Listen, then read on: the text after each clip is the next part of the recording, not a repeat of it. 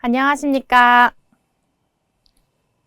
스포츠 지도사 2급 필기 스포츠 심리학을 진행할 김화리입니다. 이번은 저희가 스포츠 심리학 첫 시간인데요. 저희가 OT에서도 처음에 말씀드렸다시피 스포츠 심리학 처음에 객관, 정의가 무엇인지, 그리고 저희가 어떤 학문을 연구할 건지, 공부할 건지에 대해서 한번 가볍게 훑고 가실 거고요. 이번 강의에서는 1장 저희 객관뿐만 아니라 2장 넘어가서 이제 인간 운동의 이해에서도 운동 제어 부분도 같이 한번 공부해 보도록 하겠습니다.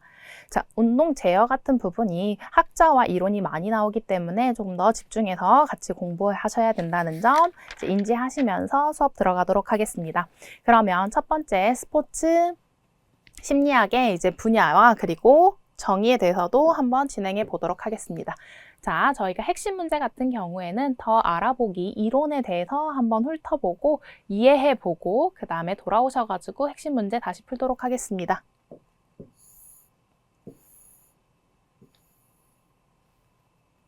자, 스포츠 심리학이란 무엇일까요? 자, 스포츠 심리학이란 여러분이 이해하셨던 것처럼 스포츠와 그리고 이제 심리학이 합쳐진 이제 학문입니다. 스포츠 이제 활동, 수행 내에서의 사람이 느끼는 이제 감정과 이해, 그리고 이제 느끼는 심리학적인 부분을 논의하는 게 저희가 스포츠 심리학이라고 합니다. 근데 제가 지금 말씀드렸던 것은 여러분과 저와 이제 모두 공통적으로 많이 생각하셨다시피 협의적인 내용이고요. 근데 좀 더 광의적으로 좀 더 넓게 스포츠 심리학을 보시게 되면 스포츠 심리학 같은 경우에는 운동 제어, 운동 학습, 운동 발달과 같은 저희의 운동 행동학도 같이 들어갑니다. 그렇기 때문에 저희가 이번 시간에 이어서 다음 시간까지 운동 행동학에 대해서 계속 배우실 거예요. 자, 정의에 대해서 한번 짚고 넘어가면요. 스포츠 상황에서 일어나는 이제 인간 행동과 정신 과정에 대한 해답을 추구하는 심리학적 원리를 적용한 이제 스포츠 과학 분야의 한 부분입니다. 아까 말씀드렸다시피 이제 광의적 부분 같은 경우에는 저희가 인간 행동학을 뿐만 아니라 그리고 이제 건강 운동 심리학 그리고 협의적으로 스포츠 심리학도 포함해서 이제 스포츠 심리학의 정의를 한번 볼 거고요. 협의적으로 다시 들어가서 작은 개념으로 한번 보시게 되면은 심리적인 요인이 운동 수행에 미치는 영향을 규명해 볼 겁니다. 이제 운동을 하셨을 때 불안감을 느끼고 이제 긴장감을 느꼈을 때 그럼 운동 수행 능력과 어떤 상관관계를 가지게 될지에 대해서도 이제 심리학적으로 배워보실 거고요. 이제 스포츠나 운동 수행이 개인의 팀과 심리에 미치는 영향을 규명해 볼 거예요. 개인이 운동했었을 때 이제 수행 능력과 팀으로 실행을 했었을 때 이제 사람들이 느끼게 된 응집력이라고 하는 부분에 대해서도 한번 배워보실 겁니다. 그리고 이제 운동 수행과 사회적 요인의 관계를 연구할 거고요. 그리고 운동 제어 학습과 아까 말씀드렸던 운동 행동학 같은 경우에는 협의적 개념에는 포함되지 않는다는 점 알고 가실게요. 그렇기 때문에 저희가 스포츠 심리학은 지금 현재 공부하시는 부분은 협의적 작은 부분뿐만 아니라 광의적으로 운동 행동학까지 같이 포함해서 들어간다는 점 한번 다시 확인해 보겠습니다. 그러면 저희가 스포츠 심리학에는 어떤 내용을 가지고 있는지 다시 한 번씩 훑어볼 텐데요. 이 부분 같은 경우에는 저희가 후반 강의에서도 계속 나오는 기본 개념 과목들이기 때문에 정확하게 이 배우는 부분에 대한 연구 부분을 이해하고 가시면 후반에 다음 강의에 들어가셔도 지금 이 강의에서 이런 부분을 배우고 이런 부분을 인지해야 하는구나 아실 수 있습니다. 그러면 저희가 가장 스포츠 심리학에 대해서 먼저 보도록 하겠습니다. 스포츠 심리학 같은 경우에는 이제 연구 영역은 성격, 동기와 같은 이제 사람들의 생각과 그리고 사람들의 심리적인 내용을 나타내는 부분입니다. 그렇기 때문에 이런 부분을 어떻게 이해할 건지 이론에 대해서 나오게 되고요. 그리고 상담 기술, 스포츠 심리를 그러면 그 선수에게 스포츠 심리를 알아냈을 때 어떤 연구 방법이 있는지, 어떤 방법론적으로 그 심리를 알아볼 건지, 그리고 인터뷰나 이제 이렇게 선수들과 이야기했었을 때 어떤 상담을 할 건지 그 기술에 대해서도 연구 영역으로 가지고 있습니다. 이제 역할 같은 경우에는 스포츠 심리학의 역할은 저희가 스포츠 상황에서 이제 인간 행동을 분석하고 이해하며 통제하고 예측하기 위해서 심리학의 다양한 방법 및 원리를 제공합니다. 그렇기 때문에 이번 선수들이 이제 더 나은 수행력을 나타내기 위해서는 심리적인 이제 부분을 분석하고 파악한 후 그 불안감이라던가 긴장감을 낮추는 정도로 이제 활용되고 있다고 보실 수 있습니다. 자, 그러면 저희가 계속 이 부분에서 시험 문제 많이 나와요 라고 하는 부분이 있죠. 세 부분 하셔서 계속 말씀드렸다시피 운동행동학입니다.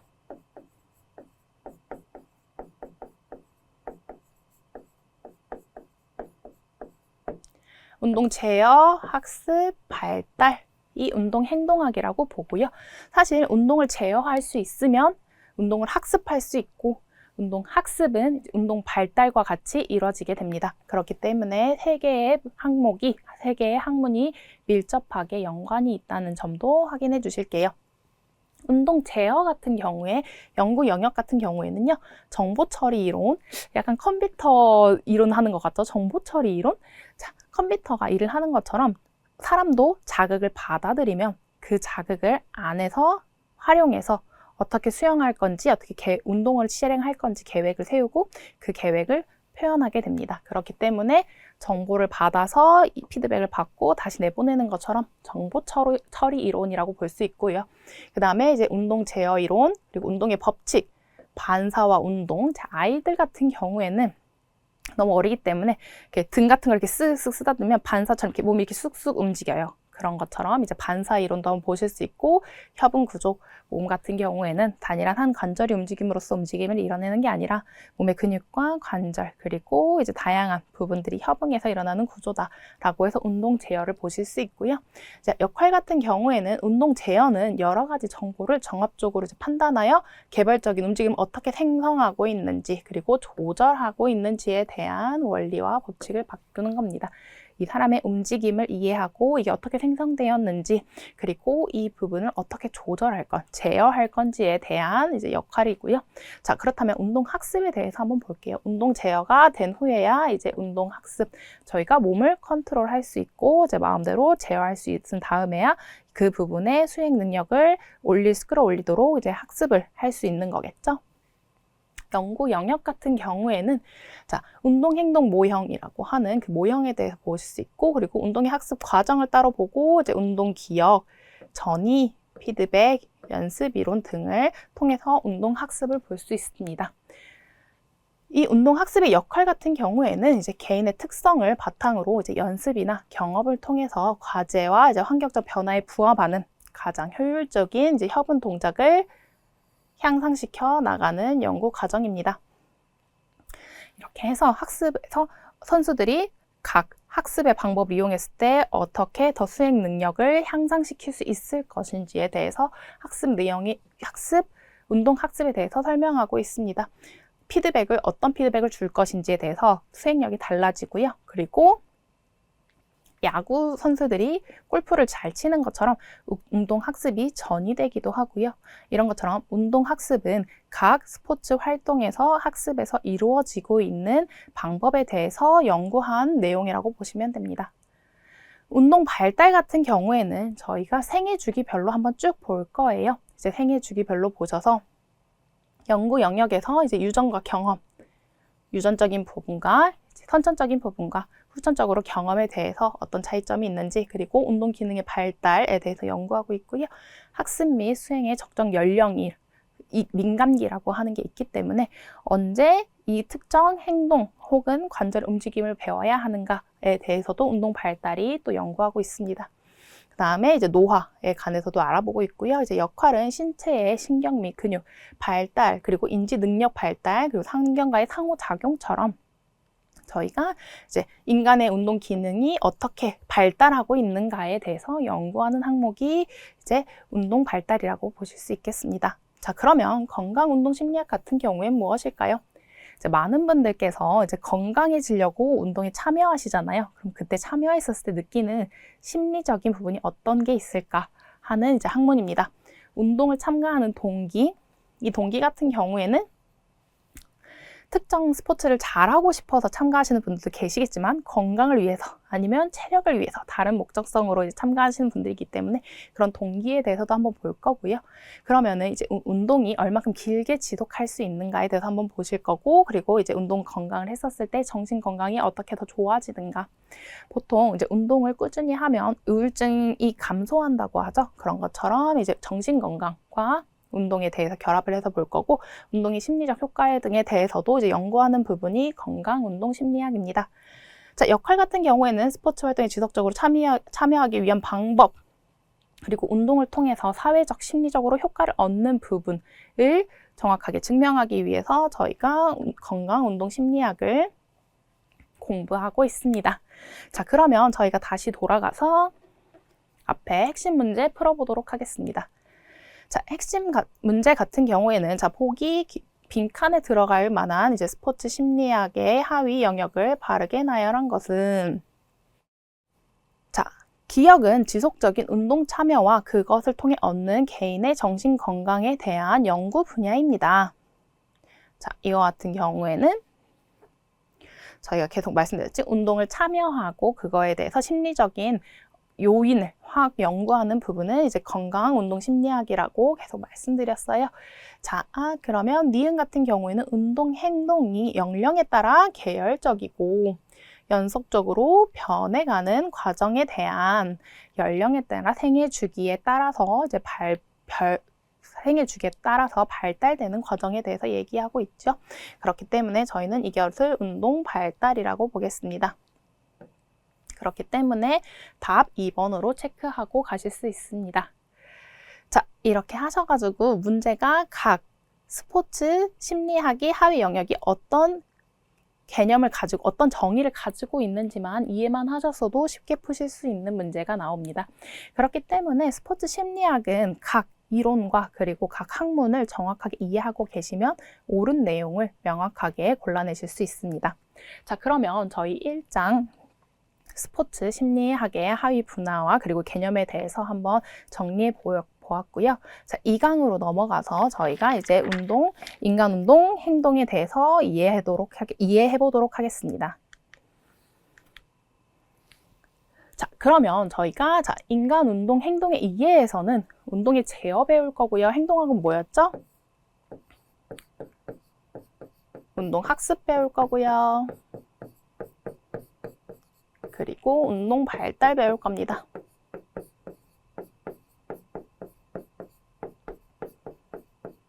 이렇게 해서 나눠서 배울 거고, 저희가 운동 제어까지 오늘 하고 운동 학습이랑 운동 발달까지 한 번에 2개 다음 시간에 진행해 보도록 하겠습니다.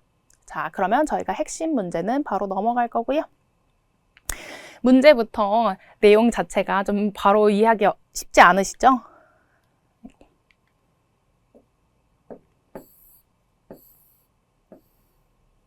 자, 운동 제어에 대해서 한번 배워보도록 하겠습니다.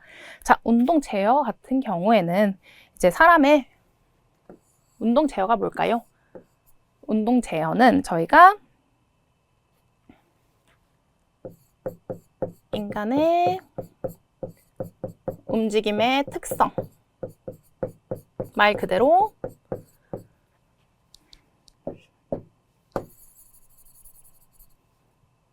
움직임 특성, 그리고 움직임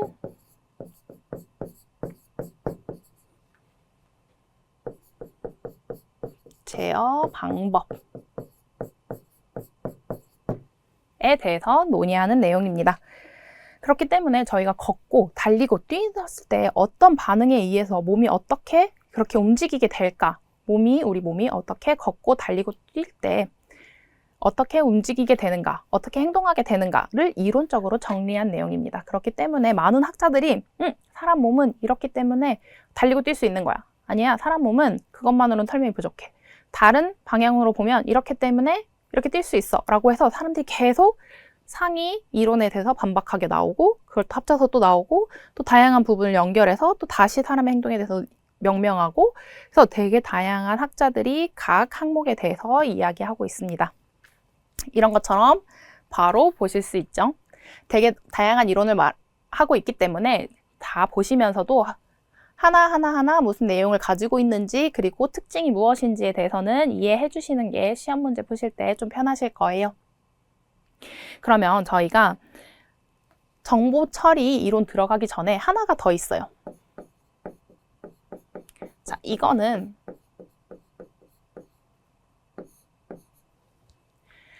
반사 이론이라고 하는 게 있는데요. 사람의 움직임은 반사에 의해서 일어나는 거야. 반사라고 하는 즉슨 감각이 들어오면 그 감각에 대해서 몸이 그냥 자동적으로 발행되는 겁니다. 무릎 같은 경우에 무릎을 통 쳤었을 때 저희가 무릎을 망치로 통 쳤을 때 무릎이 쑥 올라가잖아요. 그런 것처럼 그냥 신경을 건드리게 되면 무릎이 쑥 올라가게 되어 있는 게 사람의 움직임이라고 말했어요. 근데 그거에 대해서 아니야, 그렇기에는 사람의 움직임은 그렇게 빠르지도 않고 그리고 그렇게 단순하지도 않아. 그렇게 해서 저희가 정보 처리 이론이 나왔습니다. 정보 처리 이론 같은 경우에는 저희가 이 부분 먼저 확인하고 가실 거예요. 정보 처리의 3단계 같은 경우에는 자, 먼저 처음에 자극을 확인해요. 그리고 그 확인을 한 거에서 다시 반응을 어떻게 할까 선택을 해요. 그 다음에 그 선택한 반응을 실행합니다. 그래서 저희가 이렇게 3단계로 나눠서 정보 처리 이론을 한번 볼 거고요.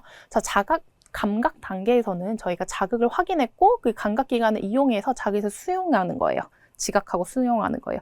만약에 이제 뜨거운 주전자가 있어서 뜨거운 주전자를 딱 만졌을 때 뜨거워 라고 생각하는 것 자체가 이제 수용 단계입니다. 이제 주전자를 만졌을 때 반사적으로 바로 이렇게 빼기는 하지만 저희가 그러면 이제 이 정보 처리 이론에 대해서 생각을 해봤을 때는 그럼 자극을 확인했어요. 뜨겁네? 그러면 당장 이 뜨거운 거 위험하니까 빼야겠다라고 이제 머리에서 생각을 할 거예요. 그러면 이제 뗀다고 반응을 선택을 해요.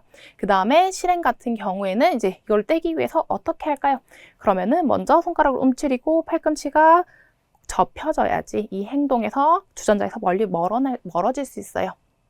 이렇기 때문에 저희가 이제 정보 처리의 3단계를 나눠서 볼 수 있습니다.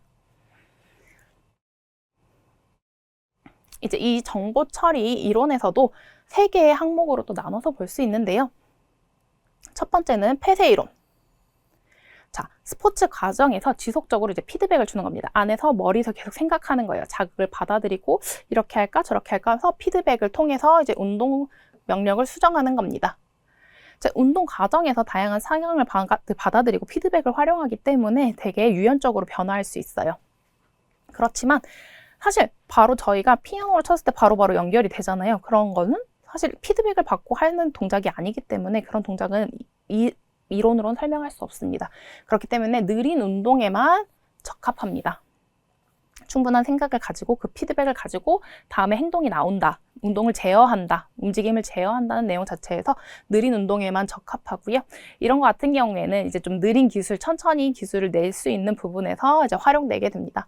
그럼 이 반대로 또 개방 이론이 나와요. 이제 개방 이론 같은 경우에는 운동 프로그램은 머리에 미리 설정이 다 되어 있어요. 뜨거운 거 만지면 손 뗄 거고, 뭐 이렇게 무릎이 미끄러지면은 무릎이 살짝 굽히면서 무게중심을 낮추고 안정적으로 넘어지지 않을 거야. 이런 것처럼 머리에 다 프로그램화가 되어 있어요. 그래서 그 프로그램에 따라서 이제 운동이 실행된다라고 하는 개방회로고요. 자, 빠른 운동에 되게 효율적이에요. 폐쇄회로와 되게 반대죠. 그렇지만 운동 과정의 변화에 대해서는 적응하기 힘듭니다. 모든 걸 다 프로그램화 할 수 없어요. 그렇기 때문에 그걸 설명할 수 없는 거죠. 그리고 이제 빠른 운동 기술 학습과 그리고 운동 프로그램 자동화에 대해서는 이제 활용하게 됩니다. 자, 이렇게 나왔을 때 저희가 정보 처리 이론에서 폐쇄 회로와 그리고 이제 개방 회로의 이론이 나왔어요. 그 다음에는 저희가 바로 보실 게 일반적인 운동 프로그램에 대해서 볼 겁니다. 이렇게 프로그램 논이 나오고 그러면은 프로그램 자체를 일반화하자. 그래서 하나의 운동 프로그램이 이제 운동 하나의 반응과 1대1 대응 관계를 갖는 운동 명령에 의해서 조절된다고 전제합니다. 자, 이거 같은 경우에는 일반화된 운동 프로그램은 이제 불변, 매개 개수가 있고요. 그리고 뒤에 보시면은 이제 가변, 매개 개수가 같이 있어요. 자, 불변 매개 개수 같은 경우에는 살짝 올려서 같이 볼게요. 불변, 매개, 변수 같은 경우에는 동작이나 반응 요소의 순서를 의미하고요. 반응 단위의 순서를 배열하는 과정으로 근수축의 시간적 구조 그리고 전체적인 힘의 양을 근육에서 적절한 비율로 분배하는 과정입니다. 불변, 매개, 변수라는 건 변하지 않는 매개 변수를 말하는 거예요. 그렇다면 저희가 내려가면 가변, 매개 변수도 있어요. 가변, 매개 변수는 동작마다 일정하지는 않아요. 그렇지만 이제 전체적인 동작 시간, 힘의 총량, 선택된 근육 등 같이 저희가 행동했었을 때 변화하는 매개 개수입니다. 매개 변수입니다. 자, 여기서 일반화된 프로그램을 사용했었을 때 저희가 보시면 불변의 특성이 있어요. 자, 상대적인 타이밍, 그리고 절대적인 타이밍을 저희가 불변의 특성이라고 볼 거고, 상대적인 타이밍은 이제 동작의 속도 또는 거리와 관계없이 기본적인 구조에 의해서 이제 리듬 하나의 형성의 리듬이 되는 거예요. 그렇기 때문에 이 상대적인 타이밍은 사람마다 다 다를 수 있어요. 그리고 조건마다 다 달라지는 게 이제 상대적 타이밍이고요. 절대적 타이밍은 이제 전체 동작을 이루는 부분의 절대적인 시간이에요. 그렇기 때문에 이제 템포와 연결됩니다. 자, 그렇게 해서 저희가 일반화된 프로그램, 운동 프로그램에 의해서 일반화된 운동 프로그램에서 사람의 운동이 제어된다라고 이렇게 볼 수 있었다면은 이 이론이 나오고 난 뒤에서는 다시 슈미치라고 하는 학자가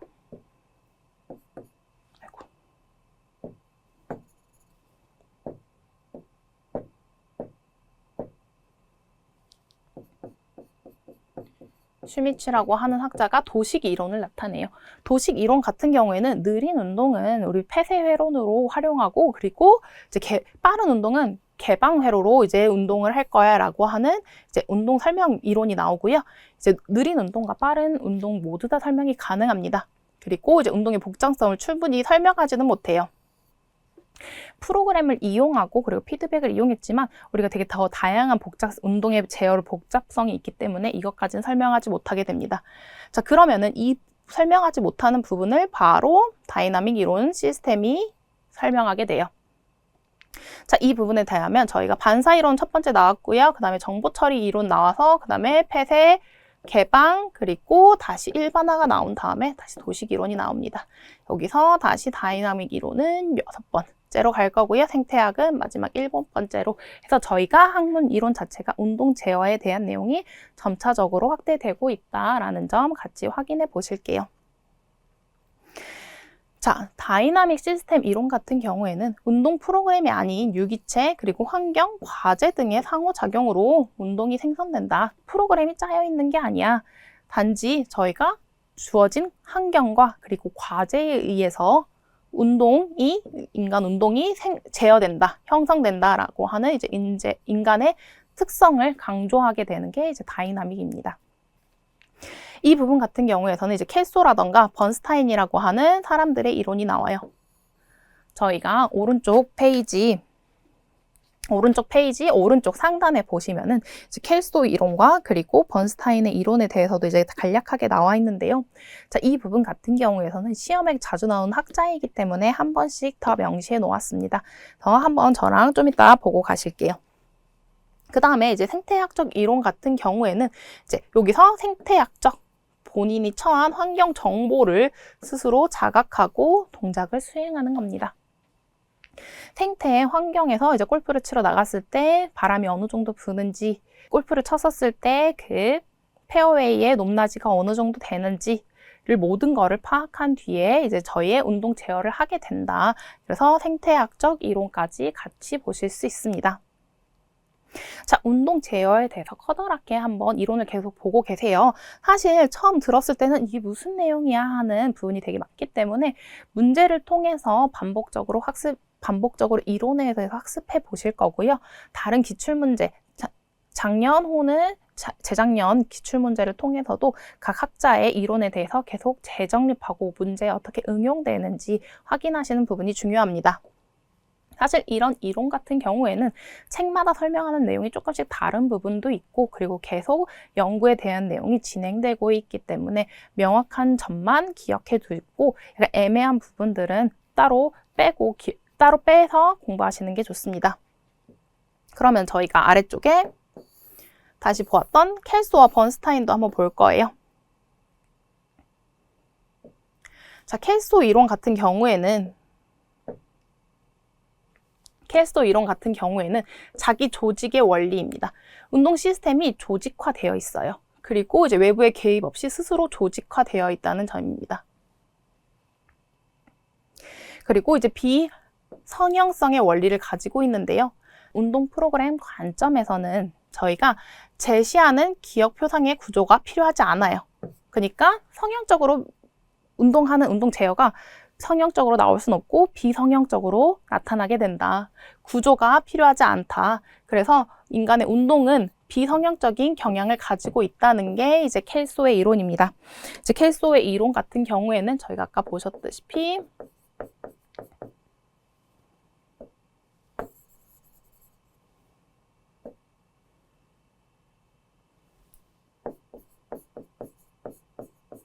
다이내믹 시스템 이론에서 나오고 있어요.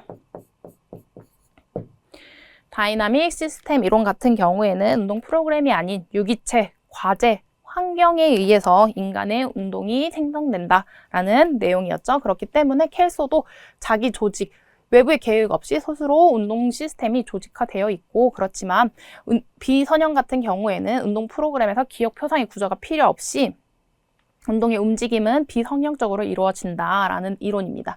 자, 번스타인 같은 경우도 똑같이 다이나믹 이론 시스템에 대해서 얘기했는데요. 자, 운동의 등가 그리고 병락 조건의 가변성 등을 이야기했어요. 이제 운동의 등가 같은 경우에는 각각의 다른 근육이 한 가지의 움직임,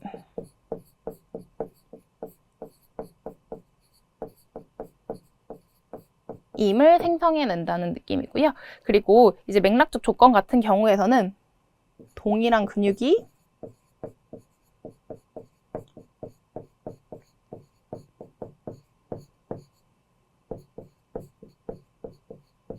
다른 움직임을 만들어내는 거예요. 운동의 등가 같은 경우에는 다른 근육들이 한 가지의 움직임을 만들어내고, 그리고 이제 맥락 조건 가변성 같은 경우에는 한 근육이 똑같은 작용만 하지 않고 이제 다양한 움직임을 만들어낼 수 있다.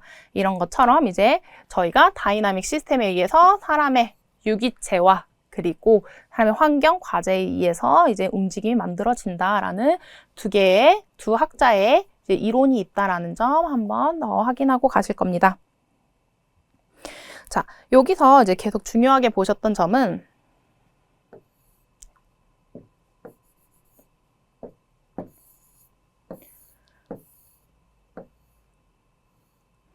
저희가 운동 제어가 어떤 부분인지에 대해서 인간의 움직임의 특성이고 인간의 움직임을 제어하는 방법이 운동 제어라고 말씀드렸고요. 여기서 정보 처리 3단계 꼭 중요하게 보고 가시고, 여기서 한 번 더 해당 부분 확인하고 가실게요. 운동 기술을 1차원적으로 한번 분류를 해볼 거예요. 분류할 수 있는 부분은 3가지예요. 환경, 움직임의 연속성, 그리고 근육의 크기에 대해서 운동 기술을 1차원적으로 분류할 겁니다. 자, 환경의 안정성이 폐쇄, 개방 2가지로 나눌 수 있어요. 폐쇄 같은 경우에는 체조와 같은 안정적인 환경, 변화하지 않는 환경을 말하는 거고요. 개방적인 환경 같은 경우에는 축구처럼 선수들이 언제 태클을 걸어올지, 공이 어디로 움직일지에 대해서 계속 변화하는 것 자체를 저희가 환경 안정성의 개방성이라고 볼 겁니다. 자, 움직임의 연속 같은 경우에는 연속적이지 않은 움직임이 있고요. 개연적으로 연결되는 움직임이 있고요. 그리고 또 연속적인 움직임에 따라서 운동 기술을 나눠서 볼 거예요. 그리고 이제 근육의 크기는 대근육, 큰 근육들을 사용하는 운동이 있고, 그리고 운동 기술엔 소근육, 작은 손가락 근육 혹은 척추 세우는 근육 등과 같이 작은 근육들을 사용하는 대근육과 소근육에 대해서도 한번 보실 수 있습니다. 그렇기 때문에 운동 제어 같은 경우에는 단편적으로 이해하기는 좀 쉽지 않고요. 다양한 이론들이 있었고, 그리고 운동 기술을 다양한 측면에서 이제 이해해 보려고 한다라고 하는 점을 한 번 더 확인해 주시면 좋을 것 같습니다. 네, 그러면 저희가 다시 올라가서 문제를 한번 풀어보도록 하겠습니다. 자, 보기의 운동 수행에 관한 예시를 잘 설명한 이론은 테니스 서비스는 공을 서비스 코트에 떨어뜨려야 한다. 퍼스트가 너무 길어서 폴트가 된 것을 본 후로 손목을 조절하기 위해 시각 및 운동 감각적 피드백을 활용하여 세컨드 서비스에서 공이 서비스 코트에 이탈하지 않도록 한다. 라고 하는 피드백적 요소가 나왔습니다.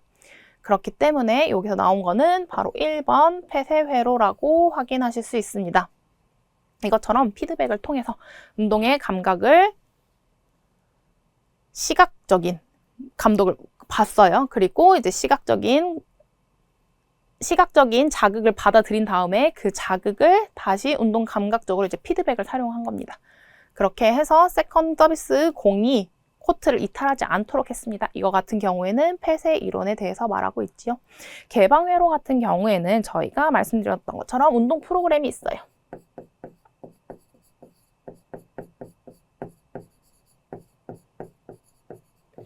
자, 다이나믹 시스템 같은 경우에는 이제 유기체, 그리고 과제, 환경에 따라서 사람의 움직임이 제어된다.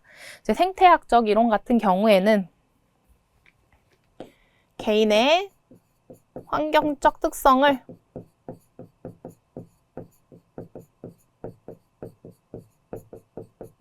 인지하고 움직임을 제어한다는 겁니다.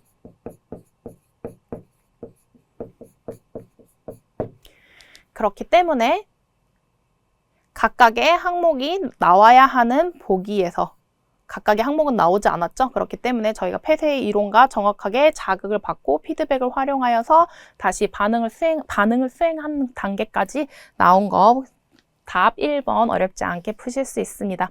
이와 같이 각 이론에 대해서 개념만 정확히 알고 계시면 보기로 응용해서 나오셔도 금방 쉽게 푸실 수 있고요. 이 문제 한번 풀어보셨으니까 다른 스포츠 활동을 적용해서 문제가 나와도 금방 쉽게 풀어보실 수 있을 거라 생각합니다. 자, 그러면 저희가 오늘 1장 스포츠 심리학이란 무엇인가 협의적으로도 보았고요. 작게 우리가 알고 있는 진짜 스포츠 심리학에 대해서도 작게 보셨고, 광의적으로는 저희가 오늘 공부한 운동 제어처럼 인간의 행동학에 대해서도 연구하고 있다라고 정의를 내렸습니다. 그래서 저희가 이번에 공부하는 내용은 스포츠 심리학, 운동 제어, 운동 발달, 그리고 운동 학습, 그리고 건강 운동 심리학에 대해서 각 이론에 대해서 한번 어떤 내용을 가지고 있는지 알아보셨고요. 이번에 운동 제어 들어와서 각자의 운동이 어떻게 제어할 수 있는가, 사람의 움직임이 어떤 과정에 의해서 제어되는가를 각 학자와 그리고 이론에 대해서도 한번 살펴보셨습니다. 제가 계속 말씀드렸다시피 이 인간 운동 행동의 이해에서 시험 문제가 가장 많이 나왔기 때문에 가장 집중해서 한번 푸셔야 하고요. 계속 저의 수업 내용을 반복적으로 보시고, 그리고 이 페이지에, 교재 페이지에 나와 있는 각 옆에 각주처럼 나와 있는 해당 개념들도 시험 문제 계속 반복적으로 출제되고 있는 부분이기 때문에 꼭 한 번씩 확인하셨으면 좋겠습니다. 네, 그럼 저희 첫 번째 강의 이상 마치도록 하고요. 다음 강의에서는 인간 운동 행동의 학에 대한 운동 학습과 운동 발달에 대해서 한번 배워보도록 하겠습니다. 수고하셨습니다.